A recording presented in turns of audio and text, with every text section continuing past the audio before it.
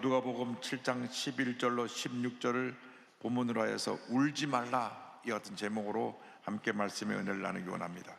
제목을 한번 따라해 주시기 바랍니다. 울지 말라, 울지 말라.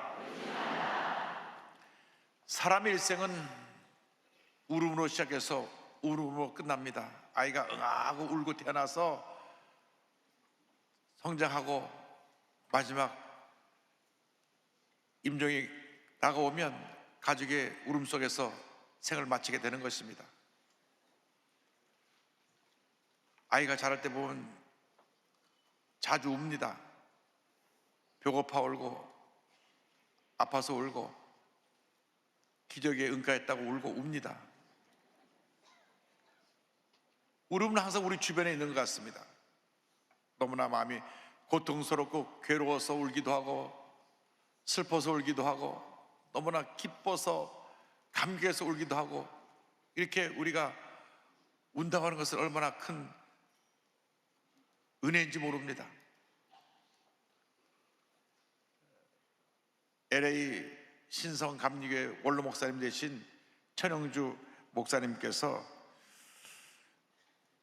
그 대구의 형님이 장로님이신데 보육원을 운영하고 있었는데 그 형님 댁을 방문했을 때입니다. 작은 아버지가 오니까 애들이 막 와서 아버지한테 때렸습니다. 아버지한테 뭐 사달라고 그러고 막 그러니까 형님 장로님이 애들 야단치면서 지나가라, 왜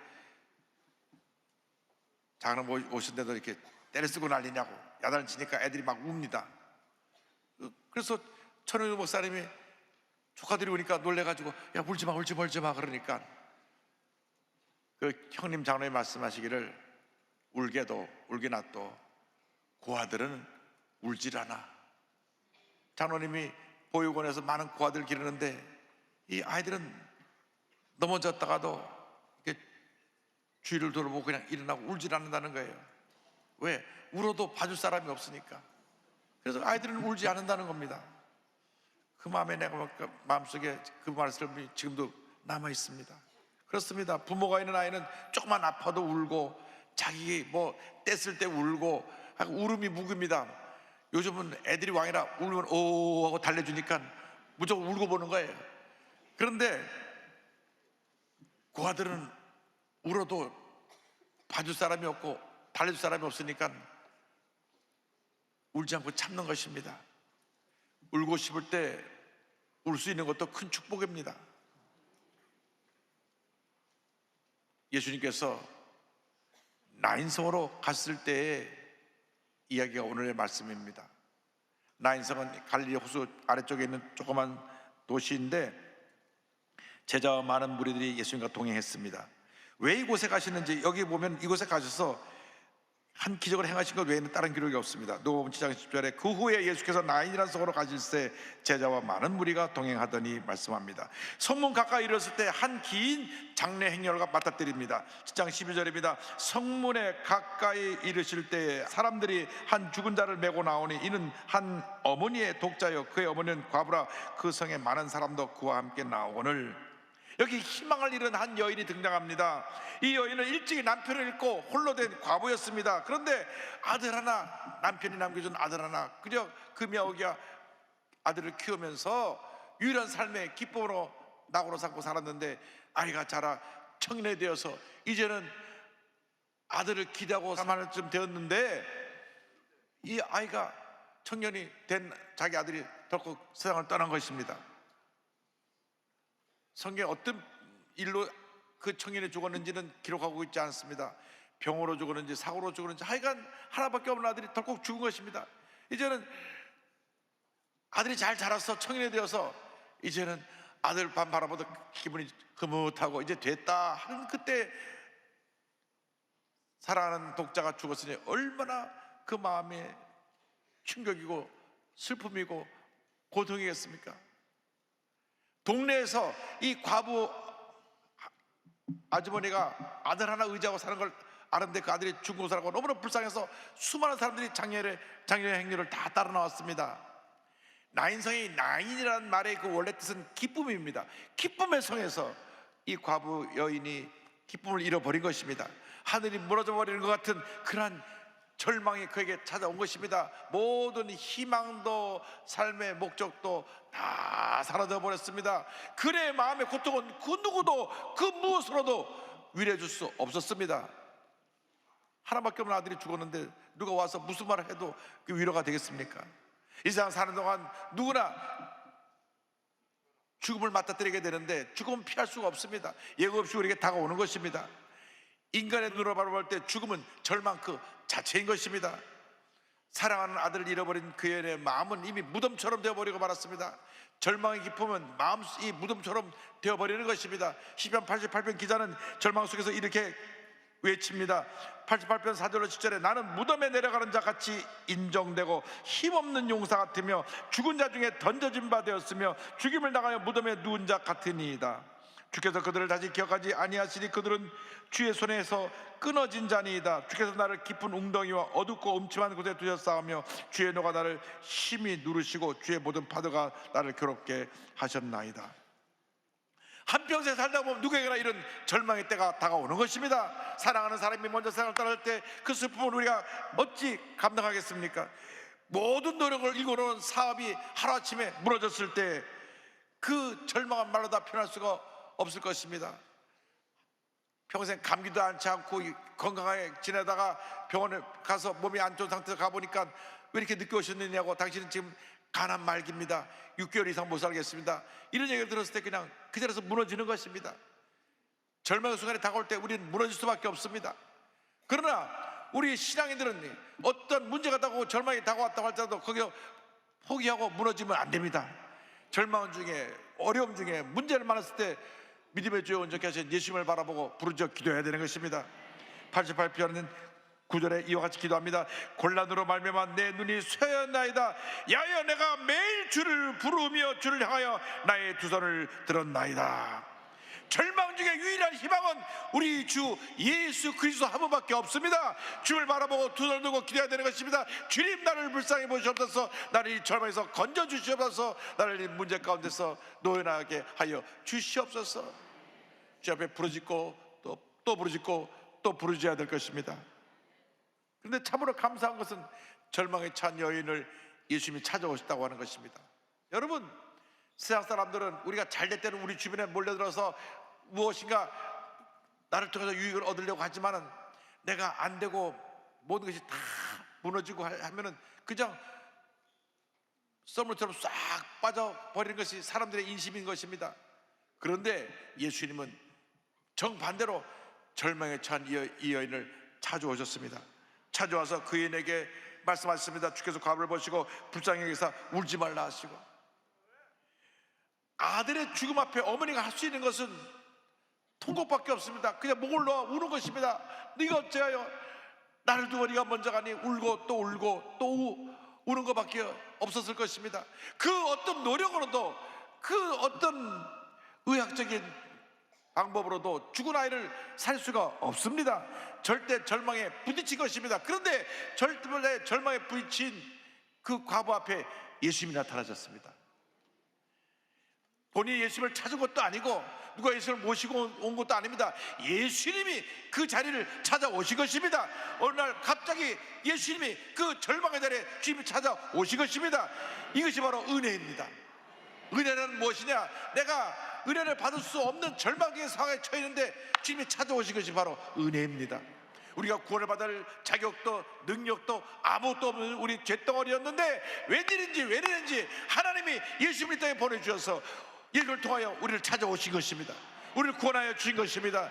절대절망에 살던 우리가 예수를 믿고 나서 절대명 대신 예수를 통하여 구원 얻게 되고 새 생명을 얻게 되고 오늘 여기까지 오게 된 것입니다. 우리 자신을 보면 구원받을 만한 어떤 자격도 없고 어떤 공로도 없습니다. 우리는 쇳덩어리입니다. 나 하나의 감정조차 다스리지 못해서 하루도 몇 번씩 성질을 내고 사람하고 다투고 싸우는 연약한 우리들입니다. 그런데도 우리를 불쌍히 보시고 우리를 사랑하여 주셔서 이 땅에 예수님을 보내주시고 우리를 구원하여 주신 것입니다. 요한복음 3장 10절 이와 같이 말씀합니다. 하나님이 세상을 이처럼 사랑하사 독생자를 주셨으니 이는 그를 믿는 자마다 멸망하지 않고 영생을 얻게 하려 하심이라. 이처럼 사랑하사라는 그 말씀은 예수님을 십자가 달려 죽게 하기까지 우리를 사랑하사 우리를 구원해 주셨다고 하는 놀라운 은혜를 우리에게 말씀해 주고 있는 것입니다. 우리는 아무 공로 없지만 전적인 하나님의 은혜에서 택함받고 구원받아 하나님의 자녀가 된 것입니다. 예수님은 지금도 절망 가운데 처한 우리 인생을 찾아오시는 것입니다. 고통과 괴로움 가운데 울고 있는 우리 인생을 찾아오시는 것입니다. 어떤 문제를 만났든지 어려움을 당하든지 주님을 바라보고 주의 앞에 주여 부르짖으면 주님은 이미 벌써 옆에 와 계셔서 우리를 꼭 품에 안아주시고 울지 말라, 내가 너와 함께 할 것이라, 내가 너의 모든 문제를 해결해 줄 것이라, 염려하지 말고 안심하라, 내가 너를 도와주리라 주님 말씀하시는 것입니다. 예수님 우리를 찾아서 우리를 위로해 주십니다. 고통과 괴로움 가운데 울고 있는 우리를 꼭 품에 안으시고 우리를 위로해 주시는 것입니다. 절망에 처해 울고 있는 과부를 주님 불쌍히 보셨습니다. 얼마나 서럽게 울고 있었겠습니까? 내 하나밖에 없는 아들이 이제 이 꽃다운 나이에 세상을 떠났으니 이제 난 남원에서 어떻게 살거 어이어이 통곡하며 울었을 것입니다. 일찍이 남편 여이고 아들 하나 믿고 살았는데 아들이 세상을 떠났으니 그때 주님이 울고 있는 과부를 찾아오셔서 말씀하십니다. 울지 말라. 7장 13절에 주께서 과부를 불쌍히 여기사 울지 말라 하시고, 주님이 불쌍히 보시면 기적은 일어나는 것입니다. 사람이 우리를 동정해도 아무런 변화가 다가오지 않지만 주님이 우리를 불쌍히 여기면 그때로부터 기적은 일어나는 것입니다. 문제 해결의 길이 열리는 것입니다. 닫혔던 문이 열리는 것입니다. 절망이 떠나가는 것입니다. 문제가 떠나가는 것입니다. 우리가 주 앞에 불쌍히 여김을 받으면 그것이 바로 응답입니다. 느헤미야 9장 31절로 말씀합니다. 주의 긍휼로 그들을 아주 멸하지 아니하시며 버리지도 아니하셨사오니 주는 은혜로우시고 불쌍히 여기시는 하나님이심이니이다. 이것이 은혜입니다. 주님 우리를 불쌍히 보시면 그 순간 모든 문제가 다 해결되는 것입니다. 온 세상 사람들이 다 나를 버리고 떠나도 우리 주님 우리를 떠나지 아니하십니다. 온 세상 날 버려도 주 예수 안 버려. 주님 우리를 버리지 아니하시고 우리의 눈물을 닦아주시고 우리를 절망 가운데서 건져주시고 우리 삶 가운데 주님의 평안함을 넘치게 채워주시는 것입니다. 그리고 주님 말씀하십니다. 울지 말라. 우리가 슬피 울고 있을 때 절망에서 고통에서 괴로움에서 많은 상처와 고통 속에서 울고 있을 때 주님 말씀하십니다. 울지 말라. 울지 말라. 울지 말라. 무덤가에서 울고 있는 막달라 마리아를 예수님 찾아오셨습니다. 그의 눈물을 닦아주셨습니다. 요한복음 20장 15절 16절입니다 예수께서 이르시되 여자여 어찌하여 울며 누구를 찾느냐 하시니 마리아는 그가 동산지기인 줄 알고 이르되 주여 당신이 옮겼거든 어디 두었는지 내게 이르소서 그리하면 내가 가져가리이다. 예수께서 마리아야 하시거늘 마리아가 돌이켜 히브리 말로 라보니 하니 이는 선생님이라는 말이라. 지금도 절망 가운데 울고 있는 자를 주님 찾아오십니다. 과부의 눈물을 멈추게 하시고 관으로 다가가서 관에 손 얹고 주님 말씀하십니다. 청년아 내가 내게 말하노니 일어나라. 그 순간 청년이 벌떡 일어났습니다. 7장 15절입니다 죽었던 자가 일어나 앉고 말도 하거늘 예수께서 그를 어머니에게 주시니 예수님이 찾아오심으로 절망이 변하여 희망이 됐습니다. 통곡의 자리가 기쁨의 자리가 되었습니다. 감격의 자리가 되었습니다. 은혜의 자리가 되었습니다. 기적의 자리가 되었습니다. 축복의 자리가 되었습니다. 예수님 오시면 절망은 떠나가는 것입니다. 문제는 떠나가는 것입니다. 문제를 만났을 때 사람을 찾아가지 말고 주님 앞에 나오시기 바랍니다. 이 사람 만나봐야 시간만 낭비되고 오히려 절망은 깊어지는 것입니다. 주님께 나오시기 바랍니다. 예수님께 나오시기 바랍니다. 예수님께 나와 예수님을 붙잡고 주님 나를 불쌍히 여겨 주옵소서 주 앞에 부르짖는 여러분 모두가 되기를 바랍니다. 주님이 긍휼히 보시면 모든 문제가 다 해결되는 것입니다. 우리 교회 최수자 권사님이시라고 2020년 코로나 때 천국 가셨는데 이 권사님이 간증이 참 이 설교를 준비하면서 제 마음에 깊이 여러 가지 많은 생각을 하게 했습니다. 이 권사님은 결혼한 지 1년 만에 남편이 세상을 떠납니다. 어린 아들 하나 남겨놓고 그때 나이 25살. 그래서 지방에서 무조건 살기 위해서 아들 하나 데리고 올라와서 온갖 고생을 하면서 이제 아들을 키우는데 누가 전도해서 우리 순복음교로 오게 됐어요. 여러분, 순복음교로 전도에 오면 주님이 만나 주셔서 그 운명이 바뀌어지는 것입니다. 그래서 막 교회 오는데 와서 예배 시간에 얼마나 은혜가 통곡하며 울면서 주님의 은혜를 받고, 교회 나온 다음 날부터 새벽 기도를 매일같이 나왔어요. 열심히 나가서 막 은혜를 받는데 막 하나님의 은혜를 쏟아부으십니다. 외롭고 힘들고 아들 하나밖에 없는데 예수님을 만나니까 예수님의 기쁨이요 은혜요 축복이니까 매일같이 나와서 기도하고 또 기도하고, 예배 시간은 다 빠지지 않고 나서 주일날 수요일날 금요일날 새벽 매일 와서 예배를 드리니까 하나님께서 복을 주셔갖고 막 하나님 은혜가 임하는데 전도왕이 돼갖고 많은 사람을 전도해서, 그래서 지역장 부역장 되고 권사님까지 됐어요. 그리고 하나님께서 그 아들도 막 복을 주셔가지고 한양대학교 행정대학원 박사학위를 받고 안산시 공무원이 됐습니다. 그럼 뭐 모든 게 부족함이 없이 잘 되는데 2015년 4월 16일 목요일날 새벽에 며느리가 전화 왔어요. 어머니, 지금 남편이 심장마비로 지금 병원에 실려갔어요. 안산시 공무원으로 굉장히 일이 요즘 많아갖고 그냥 일 보따리 집에까지 싸들고 와서 일할 정도로 일이 누적되고, 일을 너무 잘하니까 일을 갖다 막 맡겨가지고 일이 많아서 과로했는데 막 심장마비 온 거예요. 그래서 급히 앰뷸런스 가서 실어갔는데 골든타임을 놓쳐서 일단 심장마비가 오면 4분 내로 심폐소생을 해서 뛰게 해야 피가 머리 뇌로 돌아가서 뇌가 살아있는데 4분이 지나가면 산소공급이 안 돼서 뇌가 죽습니다. 뇌사 상태가 되는 거예요. 의학적으로 코마 상태가 돼서 식물인간이 됩니다. 연간 심정지로 그 병원에 실려온 사람이 약 3만 명 되는데 3만 명 되는데요, 통계적으로 10만 명 중에 50명은 그냥 심장마비로 돌연사를 한다고 합니다. 중환자실을 옮겨갔는데 면회가 안 되니까 교회 와서 새벽에 와서 눈물로 기도하면서 제 사무실에 우리 아들이 지금 중환자실에 가서 기도달라고 요청이 왔습니다. 그 다음날 제가 일정이 많아서 여기저기 신방을 가고 일정을 소화하고 있는데 계속 우리 수행 목사님 편으로 전화가 옵니다. 1시간 만에 한 번씩 계속 와서 목사님 빨리 안산으로 내렸어요. 안산으로 내렸어요. 우리 아들 좀 와서 기도해주고 살려주세요 하는데, 또 그 권사님 평상시 얼마나 교회 열심히고 전도왕이라 오후 일정 다 취소하고 안산으로 차를 돌리라 안산 내려갔습니다. 그래서 중환자실에 들어가 보니까 완전히 식물인간이 더 쭉 쳐져 있습니다. 의사가 이제 뇌가 죽어서 가망이 없습니다. 만에 하나 살아나도 온몸이 마비가 돼서 평생 그렇게 불구로 살지 모릅니다. 뭐 이런 불가능한 얘기만 하고 있는데 권사님은 믿음의 여인이었어요. 우리 아들 기도로 살려내겠다. 목사님 기도하면 우리 아들 낳습니다. 가서 기도하는데 제가 기도하다 제 마음이 그냥 너무 안쓰러워요. 막 귀를 잡고 막 잡아당기면서 목사님 멋있어, 기도를 들어봐. 근데 뭐 안에 쭉 쳐져갖고 뇌가 죽은 상태니까 반응이 없어요.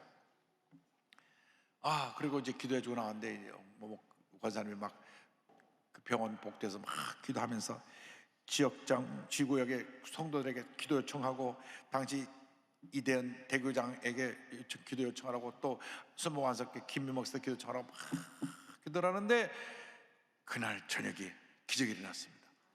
아니, 이 청년이 아들이 손가락이 까딱 움직인 거예요. 까딱. 할렐루야.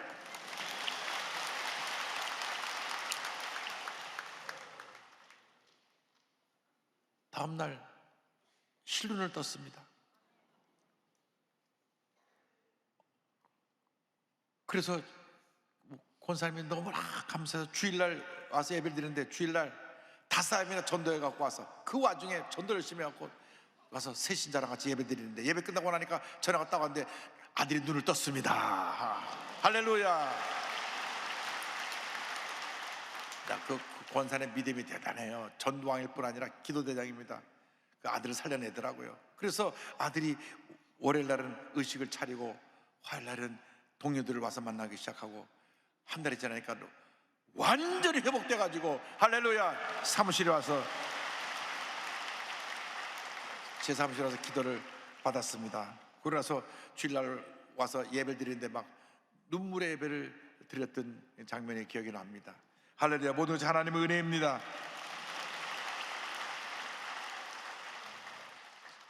지금도 신앙생활 잘하고 계신데 우리 최수정 원사님은 천국에 먼저 가셨으니까 이렇게 내려다보시면서 아이고 내 간증하시네 하고 계실 텐데, 여러분, 믿음의 여인, 기도의 여인이 아들을 살려낸 것입니다. 여러분, 믿음을 가지면 기적은 일어나는 것입니다. 하나님의 은혜가 임하는 것입니다. 여러분이 어떤 절망에 처해서도 어떤 문제에 있어도 주 앞에 나와 부르짖어 기도하면 주님께서 우리 기도를 들으시고 응답해 주시는 것입니다. 우리의 눈에서 눈물을 닦아주시고 하나님의 놀라운 은혜와 축복으로 넘치게 채워주시는 것입니다. 응답으로 기적으로 채워주시는 것입니다. 여러분, 인생을 살아가면서 고비고비 힘들고 어려운 일을 만날 때마다 사람을 찾아다니지 마십시오. 주님 앞에 나오시기 바랍니다. 주님 붙잡으시기 바랍니다. 사람의 도움은 일시적인 것이고 한계가 있어서 우리 삶에 완전한 답을 주지 못합니다. 오직 예수님만이, 오직 예수님만이, 오직 예수님만이 우리의 삶의 유일한 희망이 되시고 모든 문제의 해결이 되시는 것입니다. 주님만 믿고 의지하고 나갈 때 하나님의 주신 은혜가 우리 모두에게 풍성히 임하게 될 것입니다. 우리 주님 앞에 주의 도우심을 간구하면서 함께 찬양합니다. 날마다 숨쉬는 순간마다 내 앞에 어려운 일 보내 주님 앞에 이 몸을 맡길 때 슬픔 없네, 두려움 없네. 주님의 그 자비로운 손길 항상 좋은 것 주시도다. 사랑스레 아픔과 기쁨을 수고와 평화와 안식을 날마다 주님 내 곁에 계셔 자비로 날 감싸주시네. 주님 앞에 이 몸을 맡길 때 힘주시네, 위로함 주네. 어린 나를 품에 안으시사 항상 평안함 주시도다. 내가 살아 숨을 쉬는 동안 살피신다 약속하셨네. 인생의 어려운 순간마다 주의 약속 생각해보네. 내 맘속에 믿음 잃지 않고 말씀 속에 위로를 얻네. 주님의 도우심 바라보며 모든 어려움 이기도다.